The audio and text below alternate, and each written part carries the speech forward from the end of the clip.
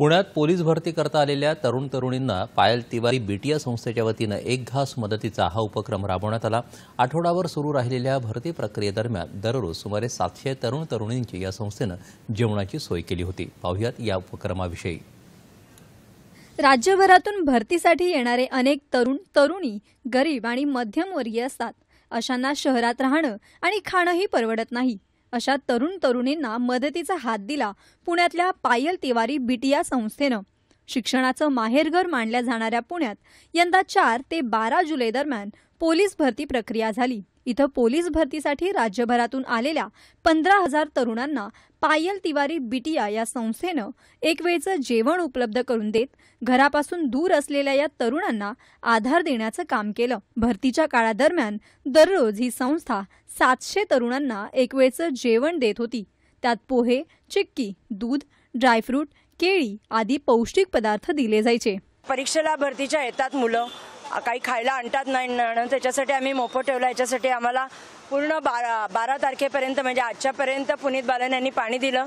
पुण्यातले वेगवेगळी गणपती मंडळं असो, नगरसेवक असो, नंतर या इथले पोलीस डिपार्टमेंट जे आहे त्यांनी खूप आम्हाला सहाय्य केलं आणि त्याच्यामुळे आम्ही या लोकांना काही एक मदतीचा घास म्हणून देऊ शकलो। पायल तिवारी बीटीया फाउंडेशनच्या तर्फे आपण हा उपक्रम राबवलाय। या संस्थेच्या उपक्रमामुळे भरतीसाठी आलेल्या अनेक उमेदवारांना लाभ झाल्याचं पुणे पोलीस आयुक्त रोहिदास पवार यांनी सांगितलं। या भरती प्रक्रियेमध्ये पायल तिवारी फाउंडेशन आहे, त्यांच्या वतीने जे उमेदवार भरतीसाठी येत आहेत त्यांना भरती प्रक्रिया संपल्यानंतर त्यांना जेवणाची व्यवस्था, त्याचप्रमाणे ड्रायफ्रूट्स आणि फळे असे पुरवले जात आहे। अतिशय चांगला उपक्रम आहे, कारण भरती प्रक्रिया सकाळी 4 वाजता चालू होते।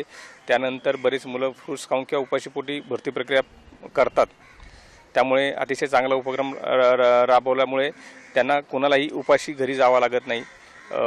त्यांचं मी पोलीस दलातर्फे एक आभार व्यक्त करतो।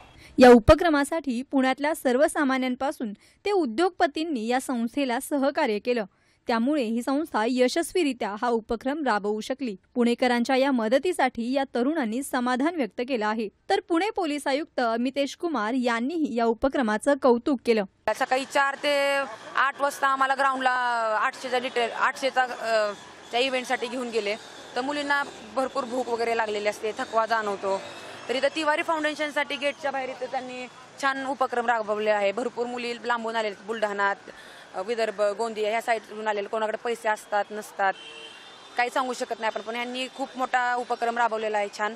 आणि भरपूर ठिकाणी यांनी बिस्लरी दिले, ड्रायफ्रूट दिले, 2 केळी दिलेत मुलींना। प्रत्येक ठिकाणी अशी सोय नाही मुलींना भेटत, त्यासाठी मी थँक्यू म्हणते। पोलीस भरतीसाठी घरापासून लांब असलेल्या या तरुणांना या संस्थेकडून मिळालेली ही मदत चेतना देणारी आहे। दूरदर्शन बातम्यांसाठी रोहन गवळी, पुणे।